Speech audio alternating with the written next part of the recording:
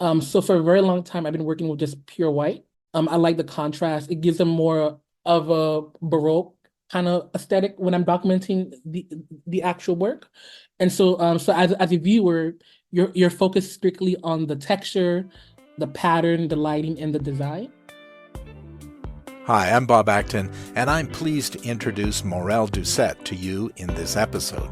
I met Morel when he presented a wonderful artist talk at the 37th Annual California Conference for the Advancement of Ceramic Arts, produced by John Natsoulis through his gallery in Davis, California. His Emmy-nominated work has been featured and reviewed in numerous publications, including Vogue Mexico, the New York Times, Oxford University Press, PBS, White Hot Magazine, and Ebony Magazine. Morel is a Miami-based multidisciplinary artist and art educator who hails from Haiti. His work utilizes ceramics, illustrations, and prints to discuss the impact of climate gentrification, migration, and displacement affecting Black communities in the African diaspora. Through a contemporary reconfiguration of the Black experience, his work catalogs a powerful record of environmental decay at the intersection of economic inequality, pollution, and policy making. So let's get to the show, but don't forget to check out his work on his website and Instagram pages, and the links can be found in our show notes. Welcome to Color in Ceramics, the podcast for ceramic artists who want valuable ideas about using color from leading artists and world-class experts. Here's your host, Bob Acton, a sculptor and ceramic artist who's fascinated with color and how potters, sculptors, and artists use color in their work. Tune in as he talks with his guests about color, techniques, and the impact of color on people and art itself. Morel, you are both a ceramic artist, which really connects to me, and a painter and a person who does illustrations. And I love your strong use and strong messaging about Black identity and the stories of vulnerability that emerged from your immigration to the U.S. from Haiti. And I'm super interested in your artistic conversations about sea levels and ocean pollution and so on. So we've got a lot to talk about, and I just wanted to really welcome you to the Color in Ceramics podcast. Thank you so much for having me. It's an absolute pleasure to be in conversation with you. Oh, yes, for me too. This is awesome. Hey, this work that you're doing, this beautiful work that you're doing, has taken a long time. This is not something that just occurred overnight. You've been practicing hard and working hard at producing this work. Can you tell us a little bit about your journey in clay and how you got to here today? Absolutely. So I would say my work as an artist is a lifetime of play. As mentioned earlier, I'm Haitian American. I was born in Haiti. I grew up on a farm. I was raised by my grandfather, and my mom and dad were working. So my mom was an educator, teaching math on the countryside, and then my dad worked in the medical field. Specifically, he was doing things between laboratory tech, and he did a little bit of anesthesiology as well. And so because they were working and trying to provide for me, I was raised primarily by my grandparents. So I grew up calling my grandfather dad and my grandmother mom because that's who I grew up around the longest. And so around the time they were in Haiti, and this is I'll say in the early to mid 80s. There was a lot of political turmoil in the country. And so as a result of that, my dad got caught up and was arrested, and was in prison. And the entire ordeal was very traumatic for my mom. And so eventually the US intervened, and my parents were offered political asylum. And so within like a 72-hour window, they had to pack their entire lives and pluck it, uproot it, and move to an entirely new country.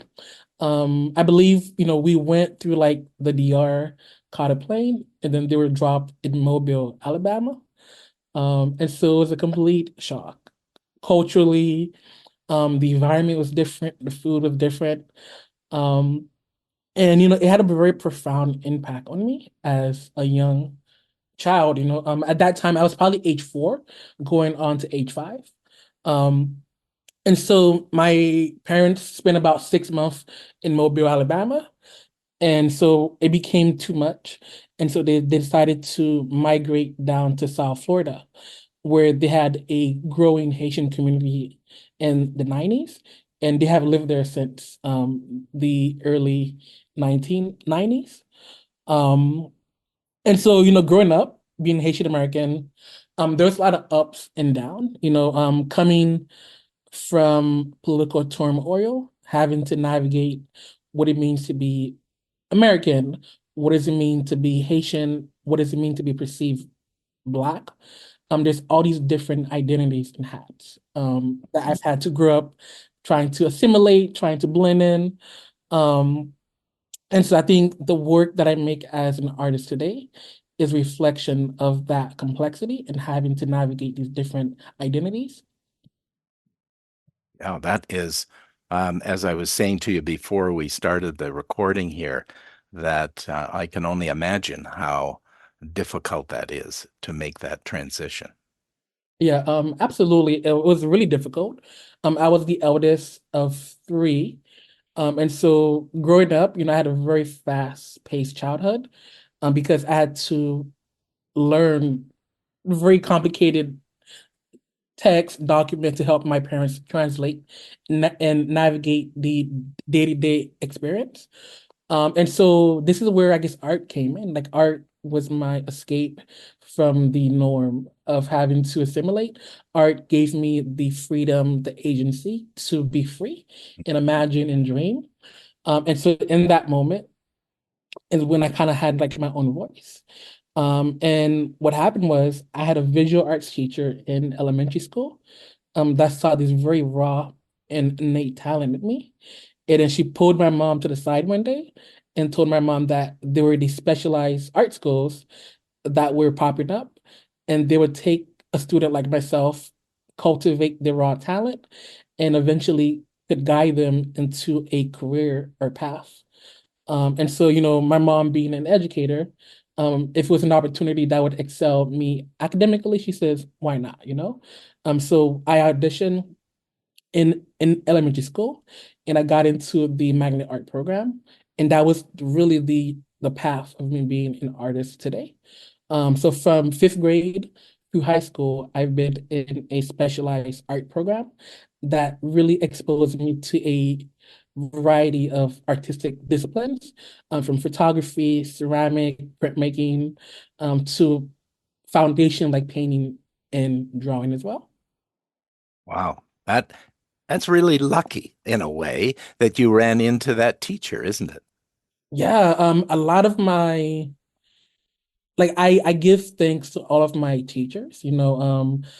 They've been really incredible in being a stepping stone to kind of usher me into these different paths. And even when I did not even there are things that they saw in me when I was younger that I didn't see.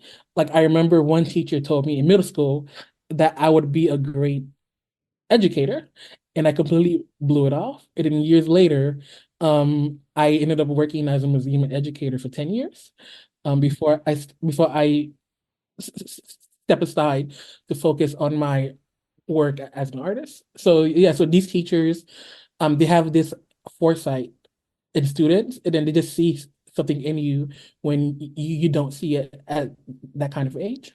Yeah, absolutely. And in a way, it seems like your art is really an educational process for those of us who get a chance to view it. Yeah, I would say that, I always call my work a double-edged sword, where it entice and lure the viewer with beauty, but it reminds them of their complacency of the dying environment.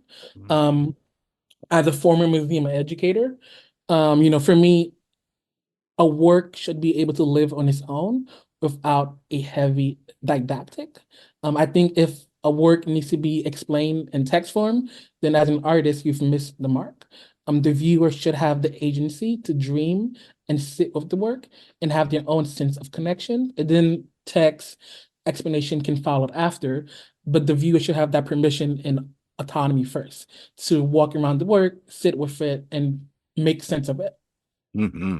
Absolutely. And I think really sometimes people think the art stops when you finish a piece, but really the art continues on into the viewer's experience with it. Absolutely.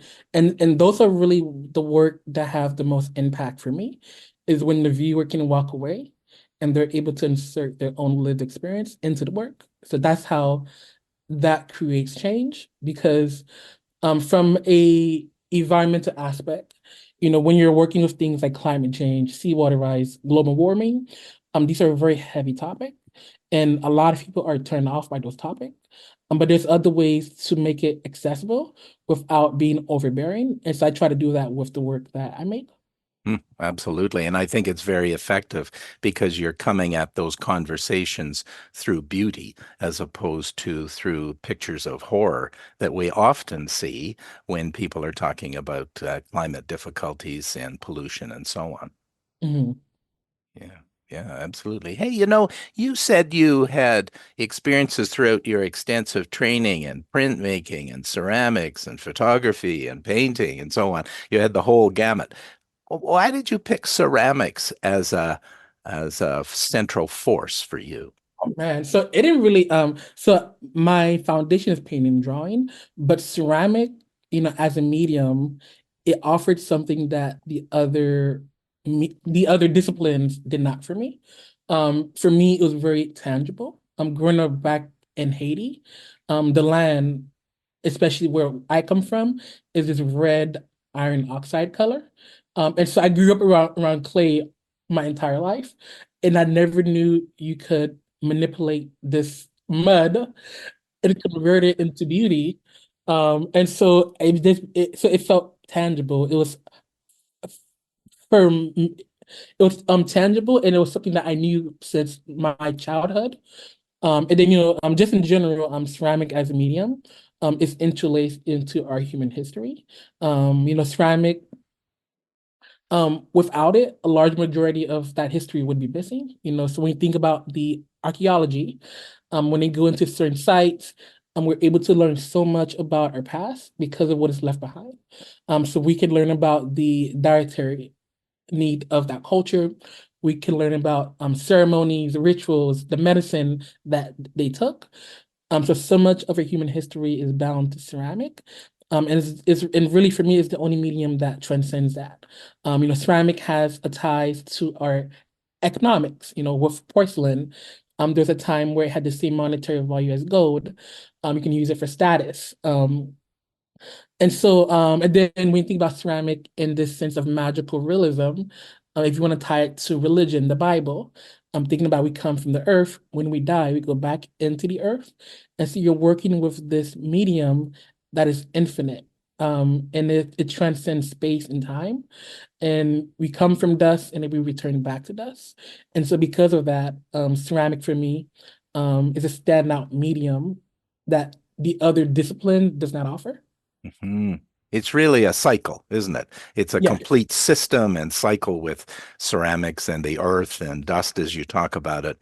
And in a way, I guess, maybe I'm stretching this, but in a way, some of the things that really inspire you are about a system as well, or about a circle of life, whether it's the oceans that we're talking about, or whether it's people and their connection to their place in time. Yeah, I would say that that's definitely one aspect of the work. There's so many nuances in everything that we live. And so sometimes they manifest as a system or sometimes it's a cycle. So it takes on different form depending on what we are talking about. Hmm.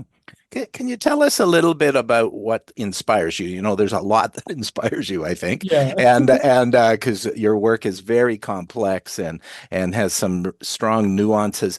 Can you talk a little bit about what inspires you to do the work that you're doing today? So I would say So I'm gonna go to a point in college actually. So I went to school at the Maryland Institute College of Art in Baltimore, Maryland. And for a very long time, my initial major was illustration. And so as an illustrator, you're assigned an art director. The art director gives you the directions of what they want or they're looking for. And so as a young artist, I had the technical skills to do whatever I wanted. But then it got to a point where I was no longer interested in what people wanted me to do, where I wanted to kind of tell my own stories. And so for me, that was like a turning point where I went from being what's the word for it? I went from being a usher of being told what to do to being like my own guiding force. And so when it comes to interests, at the core of my work, is the connection between man and nature and in simple terms. But then in terms of the complexities, I really think that within our lifetime, we're gonna like for states like Florida, for example, like we're one of the states in the US that's ground zero for climate change.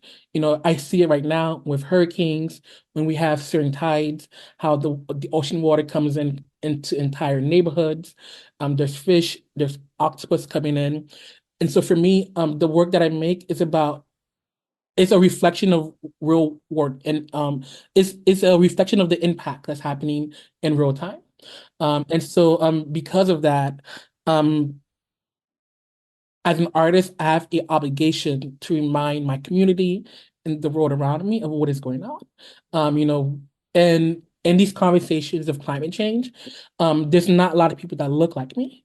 And so as an artist, I have the agency to go into a certain space and make those connections for people that may not have the agency to be there.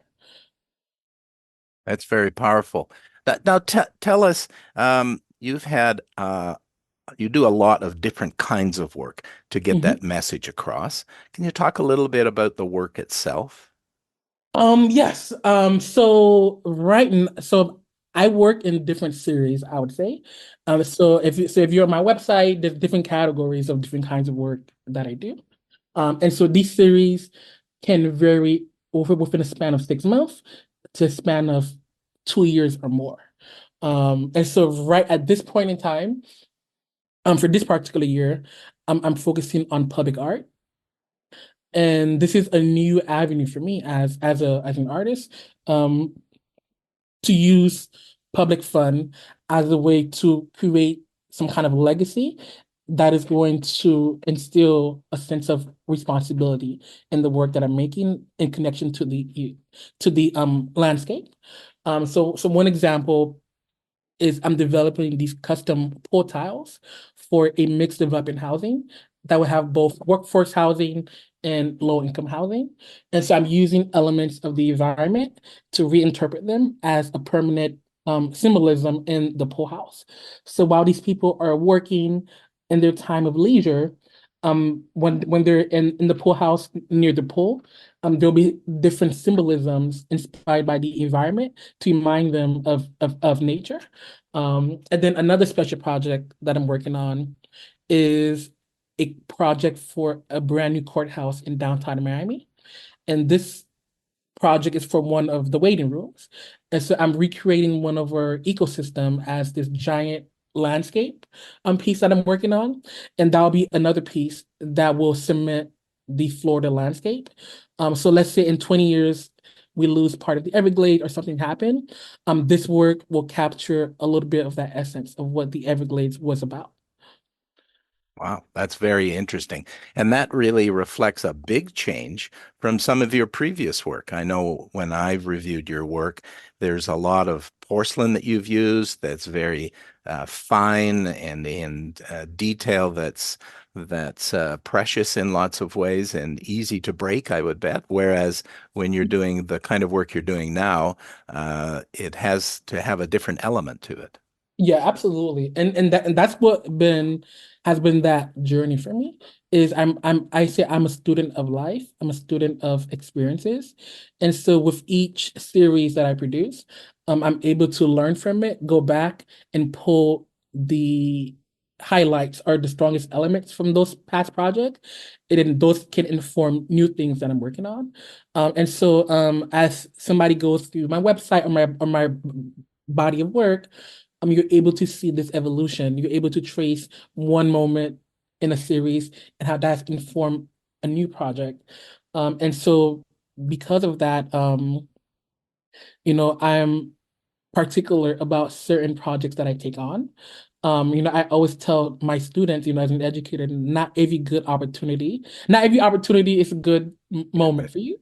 Yeah. And so sometimes you have to learn how to say no or pass it on to somebody else who could benefit from that experience. Yeah. And so, yeah. Yeah, that's very interesting. I'm sort of listening to you talk about your work as a series of projects, as opposed to maybe doing the same thing repeatedly. And Yeah. often in ceramics and in pottery, many people adopt the make many pieces similar. And Mhm. whereas you do things in a project manner, how do you think about it, or how do you select, maybe is the best way of saying this. Yeah. How do you select the project? Because a person like you probably has a million ideas about what could be done, right? God, yeah. So, of this myriad of things that you could be doing, how do you select the one thing that you'll Oh my work on goodness. for 6 months or 2 years? Yeah. So a lot of my work or not even like all of my work is inspired by writing. So I hold a minor in creative writing. And so a lot of my brainstorming happens on the paper. So it could be in a form of haikus, of free verse poems, or a some kind of academic text that I start with. And so I can sit with the text, I can write about it, and then from that is what essentially informs the art making. And so for example, um, like my two previous solo shows are allegories to understanding what's been happening with the environment. So my first solo show in Miami, was titled Water Grieves in the Six Shades of Death. No, actually, that's my sorry, I messed up. That was my last show in Baltimore, but my first show was called White Noise when raindrop whispers and moonlight screams in silence. And so I use these allegories to tell stories about what is happening around me, and that is how I'm able to entice the viewer into the world that I'm trying to build through different series. And so yeah, so yes, so in simple terms, I write about the work, and then the writing informs the series. So the idea emerges through your writing that Yes, you then translate into ceramics, if we're talking about ceramics at the moment. yes. Oh, isn't that interesting? Now, can you tell us a little bit more about that? I bet you a lot of people might be very intrigued with this notion. I'm intrigued with the notion of how long you write. How does that begin to emerge into a piece of clay? Wait, yeah. So, oh man, I wish I could give you so for example, let me see. I'm part of a academic book that's coming out sometime next year. And the premise of the book is about Black Florida and Black artists in Miami who's been making work from the 1960s to present. And so each artist that was part of this panel were asked to contribute a text to the book. And so it started off as a poem about Black Florida, what being Black in Miami has meant to me. And then from that experience, it evolved into a more academic text about my lived experience. And so from the text, so for example, I write more in poems. So I'm able to take the key highlights of that poem to become the title of my work. So the evidence of the writing, you see it often in my text in the title of my pieces. So if you go on, so I'm hopping my website real quick. So if you go on the website, for example, I'm gonna click under the series Cage Bird Sings. And so if you go under my titles, this is where you see the evidence of the writing. So this piece here, this first one is titled Black Maiden, the Cage Birds Sing a Soliloquy of Midnight Lullabies. And that is a line that is inspired by Maya Angelou's poem, the cage bird. Why did the cage bird sings? And then there's a little text about the reference from there. And then as you go down, there's other titles called like Three Black Boys Rest on the Ethos of Fallen Dreams. And so these are all like moments in writing, and then these become the titles of my artwork. Boy, people would be lucky to hang out with you because you are so inspiring. Now, tell me, my head goes to maybe practicality too quickly, but Mhm. I imagine that you've got these poems that you've written, and how do they actually get translated into your art studio? Are you printing them off and having or writing them and having Right, them around they're you? writing. So they're like, oh man, they're it's like chaos. There, some of them are in my notes in my phone. Others are written on piece of paper or on a stamp, and that becomes just like the inspiration. So as they're coming to me, I'm writing them down, and whatever medium or material is in my disposal is what retains that information. So sometimes it's a phone, it's an iPad, it's a computer, it's a Yeah, note. So it yeah. takes on different forms. Yeah. Very good, very good. So, can you tell us a little bit about your actual ceramic work? Yeah. I know that you work a lot in porcelain, if I Mhm. understand that. Maybe hope you can talk a little bit Yeah. about that. I know you have in the past. So, tell us a little bit about your work and how you think about your work with the actual clay in your hands. Yep. Yeah. So I use a lot of porcelain in my work, and it's both a practicality reason as well as just I like the look of the material. So for a very long time I've been working with just pure white. I like the contrast. It gives them more of a Baroque kind of aesthetic when I'm documenting the actual work. And so as a viewer, you're focused strictly on the texture, the pattern, the lighting, and the design. So there's no other obstruction from the work. You're able to focus strictly on the technical aspect of the work. And so that's what I wanted to highlight in oftentimes, because this captures the real-time experience of the work or the reference that I'm trying to do. So for example, I did a project for Facebook here in Miami, and that project is a direct conversation with the bleaching of the coral reef that's happening in our oceans. And a lot of if you're in that space, the fishes are similar to the fishes that are native to South Florida. And I spent a very long period of time to design the fish because I wanted the viewer to capture because I wanted to capture the essence of what that meant. Um, as part of the work. And so yes, I spent a lot of time in the design of the work. I use slip casting, mold making, to capture different aspects of the work, and then that informs the final look as I'm working. Um, Another aspect of the work is I do use color as well, but color is very intentional. So for example, I have a old body of work, this piece called the Brown Menagerie, and the Brown Menagerie consists of three figures that are they're sitting down on a red base, and this piece is in reference to the color brown that was done. So there was a study that was done on the color brown, where they went to a playground with a box of crayon and they gave it to 1,000 students. And after that study was done, out of all the colors in the box of crayon, brown was the only one that was never selected.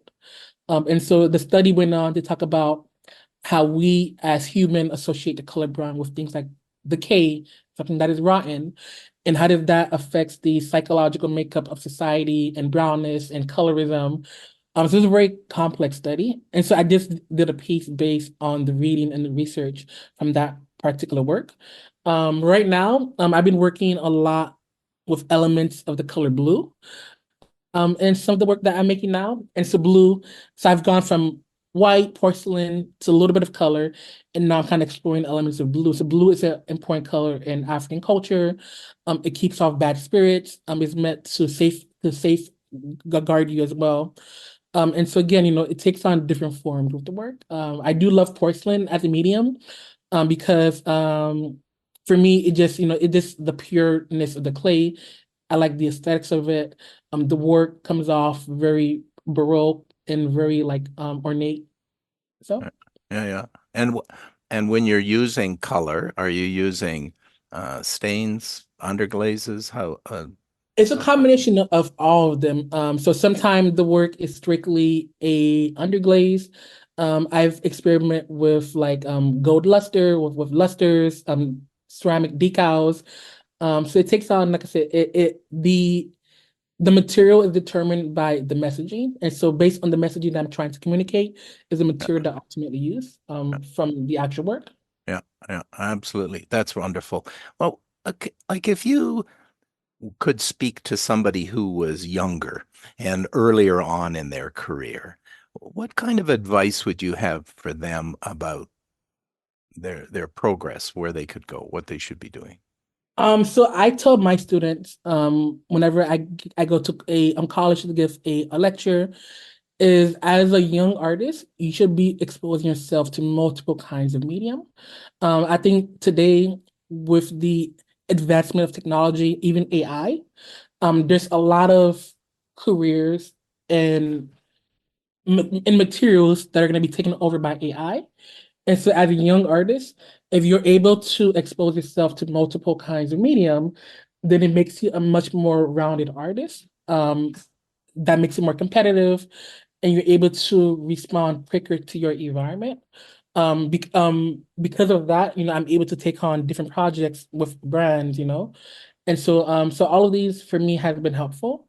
Um, and like there's nothing wrong with taking a class in relationship to your major, but I feel like you're much more stronger as an artist if you're exposed to more than one kind of material. Hmm. So you've now talked about working in various mediums across various ideas and working in series. One of the things that you do a lot of is teaching, it sounds like, and that's been a central component we've talked about, and that's important to you. Hmm. What, how could a person connect with a teacher? Maybe they're not in a formal school, Yeah. but they're more out in the community working. What's the best way for them to connect with a teacher that would help them with their progress? So I think it's not the job of the student to connect with the teacher. So I would reverse the question around. Okay. I would say, for example, in museum education, we have a structure that is very different from classroom education. So with museum education, we're more so of a facilitator, and are we're using the students are driving the conversation forward, and as a facilitator you're using your arsenal of knowledge to enhance the conversation and to kind of guide it. And so for example, when students come to the museum, we go in front of the artwork. They're using this visual thinking strategy to analyze the work. So this process is called inquiry learning. And so we're able to go through description, analysis, interpretation, and there's a judgment at the very end. Versus in the classroom, that model is very passive, where students are kind of sitting at the desk. The teacher is lecturing them what they should know, what they should do. And so I find that model to be very outdated, especially those students that are of immigrant descent, because there's already a language barrier. And so when students are giving a different framework for learning, that impact and connection is drastically different. And that's what I try to do when I was an educator in the museum, is through my programming. I would specifically target those kids that were deemed as difficult, as troublemaker, because those were the kids that needed that program more. And I remember at the peak of my programming, the administration would use it as a reward for the students. They would only try to bring me the good kid, And so I would fight the administration like, hey, this program is not a reward program. This program is a enrichment for all students, but more specifically, it needs to be those students that are having a hard time in the classroom to begin with. So the good students are great in the program, they're doing well, but this program is more beneficial for the bad ones that are not connecting in the classroom, because there's a learning difference. And so I would fight for the bad kids to come on the field trip to the museum. Yeah. Yeah, for sure. Like I've always thought that I was a psychologist for many years, and I have always felt that for kids who really struggled, one way to help them get out of trouble or to prevent the trouble was allowing them to find a way to express themselves in a way that's different than the traditional classroom. Yeah. And and the impact was there, I think like I stepped down from teaching in the museum after the pandemic, but in my 6 years at the museum, I was able to measure a quantitative way of teaching. It does impact there. Like the school went from a district rating of a D school, and within a 3-year period became an A school. But it was a combination of the principal was on top of it. Um, the museum was there as a support system to give their resources, and then the teachers were being measured and kind of guided to work with these students. And so when you have this three-way enforcement between administration, teachers, and then a community support like a museum, the impact was there. The school had transformed within a matter of 3 years. Unfortunately, that principal also retired during COVID. And so I'm not sure what is the status of the school now because I'm not teaching at the museum anymore. But for that moment in time, the data was there, the proof was there, the impact was working. Yeah. It's often about the person as opposed to the program, isn't it? Yeah. Mhm. Yeah, yeah, absolutely. So, is there something that you would like to tell our audience about your future? Where are you going? What's intriguing you these days? Or as I say to many Yeah. people, what's getting you out of bed in the morning? Good morning. So right now, I'm still in this new kind of period in my life where, like for the past 10 years, I've been working as an educator. So in the morning, I would get up to be in a museum, to go to the classroom, to teach your workshops. But now, I'm a full-time working artist. And so right now I'm kind of like living my childhood dream by doing that. And so I have a lot of agency in terms of time. It's I'm learning to how to use time management in a different kind of way. I'm working on public art, so this year, I have three major art projects that I'm working on, two of which I mentioned, and then the third one is for the city of Coral Gables. So I will be designing my first bronze artwork in my entire life for the city. And this artwork is going to commemorate the Black and Bahamian residents that essentially built the city of Coral Gables from the ground up. So to be in that position as an artist is absolutely incredible. I'm humbled by the opportunity. And it's also new for me. It's new mediums, it's new material. And so I feel like I'm back in the classroom again. I'm learning about bronze. Like Yeah, I did bronze back in college as a one course semester, but now how do I curate, a 10 feet bronze artwork? So I feel like, every day I'm on YouTube, I'm reading. I'm figuring out the best material, the best process. I'm learning, like things about zoning and permits. And so I feel like I'm a student all over again. And there's high moments, there's low moments, but every day is something new for me. yeah, that's very exciting, isn't it? To be always learning. Yeah. That I mean, I think that's one thing I aspire to be always learning until I'm in the ground. So that's very cool. Uh, Morel, I wanted to thank you for coming on the show today. I really appreciated you being here today, and your words have meant a lot to me, and I think will mean a lot to people in the community. So thank you so much. Yeah, absolutely. And I'll say, I guess the last thing would be, if you have an opportunity to travel, travel, go to museums, go to your local galleries. There's so many great art around you. Just take the time out of your day, out of the week, to experience something new. Because ultimately, life is very short. And so by seeing life through the lens of an artist is something really exhilarating, and you can learn something beautiful if you choose to use that time. Yeah, absolutely. And I think having a conversation with an artist is really important as well. These conversations have been a privilege for me to be able to chat to people like yourself and for others to listen. But that's really another element above just even looking and experiencing the work itself, isn't it? Yes. Yeah, absolutely. So thank you very much. Appreciate you being here, and I look forward to connecting in the future.